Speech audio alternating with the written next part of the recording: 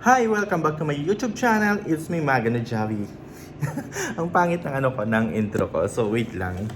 Wala akong ngayon. Wala akong stand. Ano bang stand tawag dito? Monopod. And nag-aayos ako ng liston ng aking mga pants and pantulog. And nagpuputol tayo ng haba. Kasi nga, it is a practice of sewing natin. So, for today's vlog, it's not on my work today kasi nag-render, mga nag-cut ako ng pants. So, nagpa-practice nga, di ba, paulit-ulit. So, for today's vlog, hindi ako magkukon ngayon and I'm with my makina, sewing machine. So, for today's vlog, I'm giving you 10 tips before taking fashion design like that. For me, hindi ako proper fashion design ha, hindi ako fine arts or hindi ako bachelor ng fashion design or whatever. So, this is my short course. So, I'm giving you some tips kasi nga medyo nagulat din ako. So, ito yung mga na-experience ko. I-share ko lang sa inyo. So, number 1, prepare your budget. Yes, prepare your budget. Kasi sobrang mahal ng course na to. To think na yung iba umaabot ng 100,000 one sem sa bachelor yon. Ako, short course lang yung kinuha ko. So, I have 3 subject: basic sewing, basic pattern making, and basic fashion design. So, ang presyo ng isang subject is 10,000. So, naka 30,000 na ako sa tatlong subject na yon na basic pa lang. Diyos ko, may advance pa tayo, dai. So, yon, just number 1, prepare your budget. Number 2, practice your sewing skills. Sabi nyo nga, hindi naman tayo pumasok sa fashion design na marunong agad tayo manahe. Ako kasi may background ng pananahe. So, I'm just improving my sewing skills na lang kasi marami na akong nakalimutan, marami pa akong hindi alam. So, practice lang, practice ng pananahe, practice ng kung ano-ano sa makina. I-familiarize sa makina ang mga gamit nito. So, yun lang. So, this is magastos din talaga sa sewing machine kung wala ka pa. And your sinulid, lahat, pati karayom ng makina magastos. So, prepare lagi ng sewing skills. So, number 3, learn software skills sa fashion design kasi hindi naman basta marunong tayo mag-drawing, may mga fashion design students na hindi marunong mag-drawing like me. Nakakapag-drawing ako pero hindi ganun kagandahan, hindi ganun pang 3D, hindi ganun pang laban. So, siguro learn your software skills. May mga apps naman na ginagamit na ngayon like Adobe Photoshop, Procreate, yan mga ginagamit na mga advanced. Ako kasi hindi ko pa nagagamit. So, nanonood lang ako ng YouTube ng Procreate and Photoshop ng Adobe about fashion design. Sobrang gagaling nila. So, may subject yan pag pag nag-take ka ng proper fashion design, may subject silang ganyan. So, next, number 4 tips is practice your drawing skills, sketching, and rendering skills. So, pag sinabing drawing skills, hindi lang basta tayo nag-drawing, di ba? Parang mga painting yung ganon ang labanan. So, sa sketch naman, so alam nyo na yan, sketch, sobrang dali na lang yan. Sobrang dali ng sketch. So, drawing, sketching is sobrang hirap. Doon ako nag-struggle talaga. Like, yung mga kasama ko kaya mag 3D, mag-anime, ganon. My God, ako siguro yung binakat na tao pa lang, binakat na croquet, binakat na face, ganon. So, sa rendering skills naman, pag sinabing rendering skills, ito yung matching ng color, ganon, kung anong bagay sa dress, sa skin, ganon. Kasi may tatlong kulay ang tao, white, brown, and black. So, ayun, nire-render mo yung kulay ng damit, ganon. Nire-render mo yung kulay ng kasi mag-iiba-iba pa ang lalo pag branding ng mga watercolor, ng mga pencils, nag-iiba-iba ang kulay. So, iba-iba ang pinagkuhanan, iba-iba ang paghahalo. Kaya practice lang.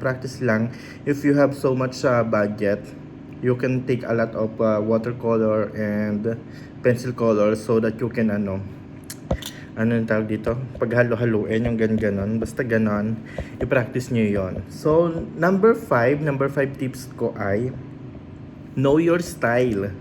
Know your style. Pag pumasok ka na sa fashion design, hindi basta couture ang gagawin natin. Kasi, pag fashion style, maraming fashion style yan. Pag-aaralan natin. Pag-aardi, discount sa susunod ng vlog ko.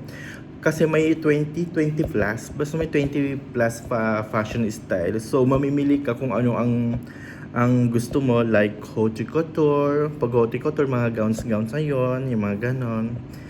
Streetwear, may ganyan, may chic, may crunch, basta ganon. So, ayun, know your style. Kasi ako, mas pinili ko ang street style and casual style.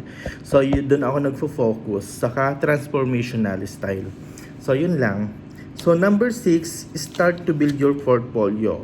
Start to build your portfolio. Ibig sabihin, if you know how to draw na, how to render, at least nagpa-practice ka na or gumagawa ka na ng designs mo, pero hindi mo pinapakita sa tao, bawal magpakita ng design sa tao. So kasi nga, 'di ba usong plagiarism ngayon. So do not post or spread your designs diyan lang sa portfolio mo. And next, number 7, apply for summer job like mananahe, ganon, or assistant fashion designer, ganon. Kung may mga kakilala naman kayo na haute couture, lakas makaparis, di ba? Kung may mga kakilala kayong couture, pwede kayo mag-volunteer or mag-apply as mga tagalagay ng sequence, ganon, taga-tastas, ganyan, taga-sukat, or taga-gawa ng pattern, ganyan, taga-tahe. So, marami kayong matututunan sa ganon. Ako kasi, pag nagbakasyon ako, balak ko nga maghanap ng summer job kahit 2 days lang sa sewing, ganon. So, yun lang. And next, number 8 is familiarize the things you are gonna use in sewing. So, dito, hindi lahat ng fashion design student is marunong manahe, sinabi ko nga kanina. So, at least you know your things. You know your things na like your sewing machine, this is sewing machines, your overlocker machine, your mga pin-press, mga backwards, ganyan, bobbins, threads, ganyan, adjust, your pins down, and your pedal, may pedal sa baba doon. So, at least alam mo yung gamit mo. Tapos, yung ibang gamit natin ngayon is like bobbins. I have these bobbins, your chalk, at yung mga pangkulay ng pangguhit, your ruler, your cushion, your pins, your thread